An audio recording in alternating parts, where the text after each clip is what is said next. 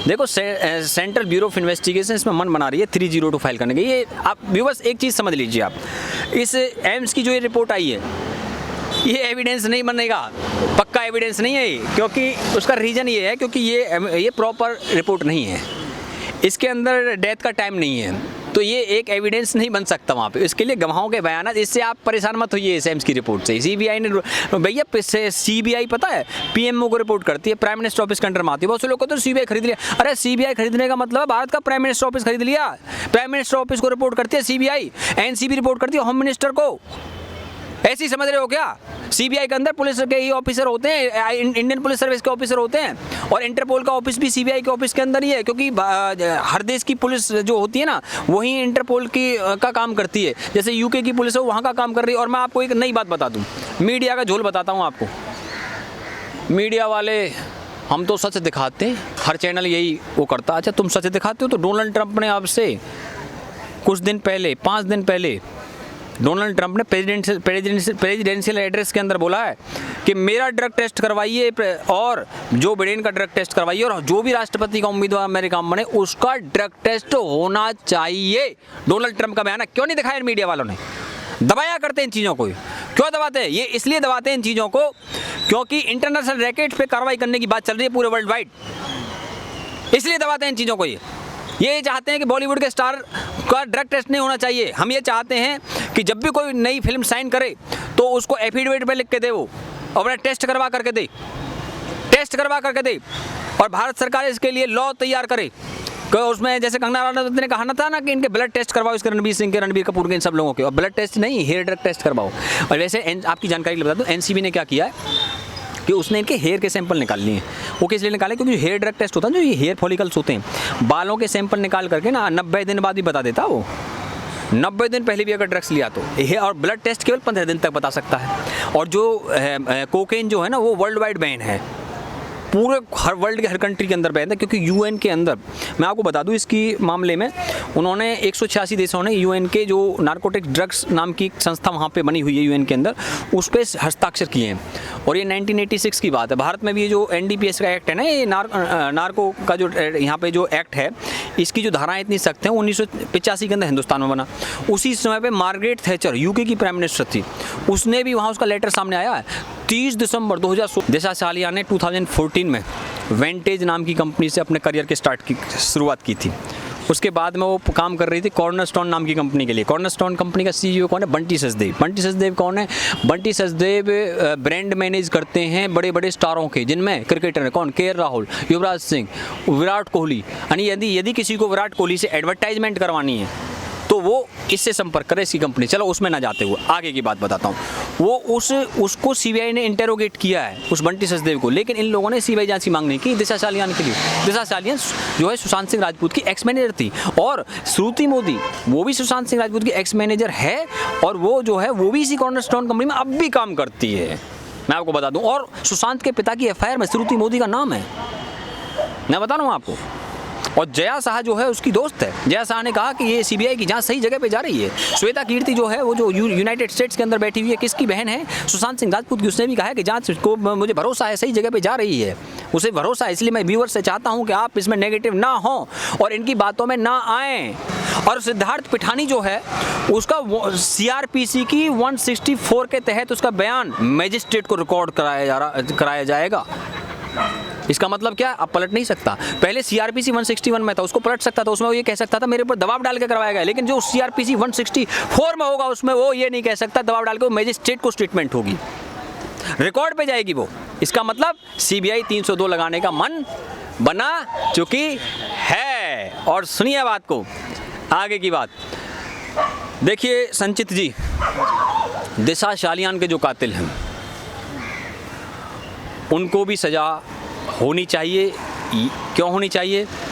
दिशा सालियान ने 2014 में वेंटेज नाम की कंपनी से अपने करियर की शुरुआत की थी। उसके बाद में वो काम कर रही थी कॉर्नरस्टोन नाम की कंपनी के लिए। कॉर्नरस्टोन कंपनी का सीईओ कौन है? बंटी सचदेव। बंटी सचदेव कौन है?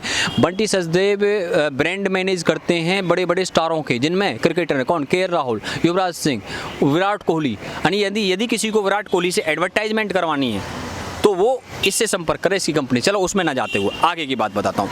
वो उसको सीबीआई ने इंटेरोगेट किया है, उस बंटी सचदेव को, लेकिन इन लोगों ने सीबीआई जांच की मांग नहीं की दिशा सालियान के लिए। दिशा सालियान जो है सुशांत सिंह राजपूत की एक्स मैनेजर थी, और श्रुति मोदी वो भी सुशांत सिंह राजपूत की एक्स मैनेजर है, और वो जो है वो भी इसी कॉर्नरस्टोन कंपनी में अब भी काम करती है, मैं आपको बता दूं। और सुशांत के पिता की एफआईआर में श्रुति मोदी का नाम है, मैं बता रहा हूँ आपको। और जया शाह जो है उसकी दोस्त है। जया शाह ने कहा कि ये सीबीआई की जांच सही जगह पे जा रही है। श्वेता कीर्ति जो है वो जो यूनाइटेड स्टेट्स के अंदर बैठी हुई है, किसकी बहन है? सुशांत सिंह राजपूत की। उसने भी कहा है कि जांच को मुझे भरोसा है सही जगह पे जा रही है, उसे भरोसा है। इसलिए मैं व्यूअर्स से चाहता हूँ कि आप इसमें नेगेटिव ना हो और इनकी बातों में ना आएँ। अब तो शाहरुख खान का नाम भी आ गया है।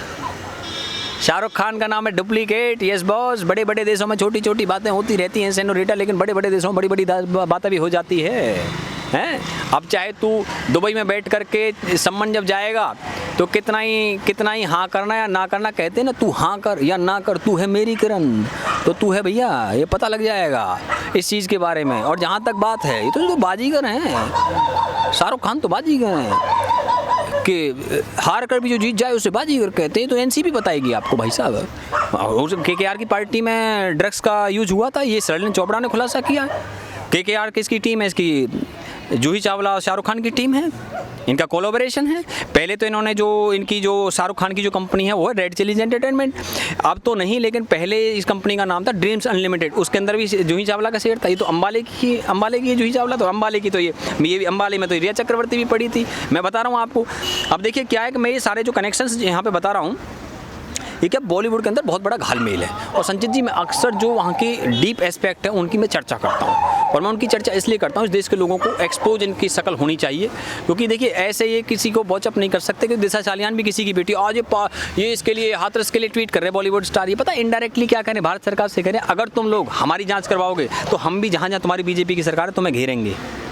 ये पालघर के लिए एक शब्द नहीं बोल रहे एक भी। ये दिशा सालियान के लिए एक शब्द नहीं बोले। दिशा सालियान तो उसी भैया तुम लोगों के लिए काम करती थी। सुशांत सिंह राजपूत उसी बॉलीवुड में काम करता था, मजाक उड़ाते थे उस पर एक अवार्ड फंक्शंस में। कोई सुशांत सिंह राजपूत तो पूरा एड्रेस ही बता दिया, शाहरुख खान कह रहे थे हैं, और नील नितिन मुकेश का को भी कह रहे थे भैया इसमें सरनेम की तरह। अच्छा भैया ऐसी बात है, तुम मजाक उड़ाओगे? और अब हम देखते हैं इस देश की जनता में पता कितना गुस्सा है। आपने एक एडवर्टाइजमेंट देखी होगी, शाहरुख खान वाला अपोलो सर्कस वाले एडवर्टाइजमेंट लगाते हैं ना, क्योंकि शाहरुख खान ने 1989 के अंदर ये दूरदर्शन की टीवी सीरीज के अंदर काम किया था जिसका नाम था सर्कस। उस सर्कस में अपोलो सर्कस की टीम के साथ काम किया था। अब देखो शाहरुख खान वाला अपोलो सर्कस देखते हैं, अपोलो सर्कस वाले उसकी एडवर्टाइजमेंट लगाते हैं कि नहीं लगाते हैं, पता चलेगा, अब पता लग जाएगा इस चीज़ का। क्योंकि देखिए इमेज बदलती रहती है, जनता की नज़र से कोई बच नहीं सकता है। क्योंकि जो आँखों में आ जाता है ना कोई चीज़, कहते हैं ना, वो एक बार पता लग जाता है कि भाई ये बंदा ऐसे है, तो उसके बाद में जनता फिर उसको बख्शती नहीं है। और जहाँ तक बात है, इनको इंटेरोगेशन का भी सामना करना पड़ेगा। भारत सरकार की एजेंसियाँ इस मामले में लगी हुई हैं। चलो आगे की बात बताते हैं।